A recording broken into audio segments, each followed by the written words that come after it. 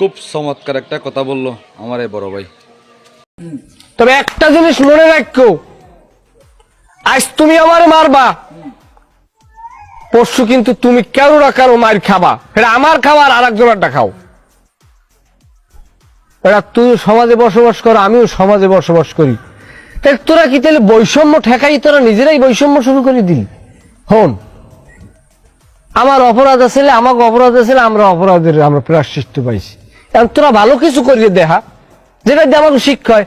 তুই যদি একই জিনিস করো তাহলে তোরা ভালো কি করলি? আর একটা কথা কই ভাই, যদি মারো তাহলে জনমের তোরে মারিয়ে আলাইস, বাসাই রাইস না। বাসাই রাখলে আমরা তো বাঙালি, আমরা যাই যোগ, আমরা ওই জায়গাটায় তো মানুষ হইতে পারিনি এখন পর্যন্ত, ক্ষমাটা তো করতে জানিনি আমরা। একটা কথা কই ভাই, আমি তোর অনেক কষ্ট দিস, না বুঝিয়ে দিস বুঝিয়ে দিস। এখন তুই যদি আমার কষ্ট দাও দিতে পারো, তবে দিন কিন্তু আমারও আল্লাহ একদিন দেবে। হয়তো এখন তুই একটু পাওয়ারে আছো না, এখন তোর কাছে মনে হয় যে আমরা কোনোভাবে আমুই না, এটা কোনোদিন সম্ভবই না, আমরা দুনিয়ার দূর উঠতে গেছি, এইটা কাম ব্যাক করা কোনোদিন সম্ভব না।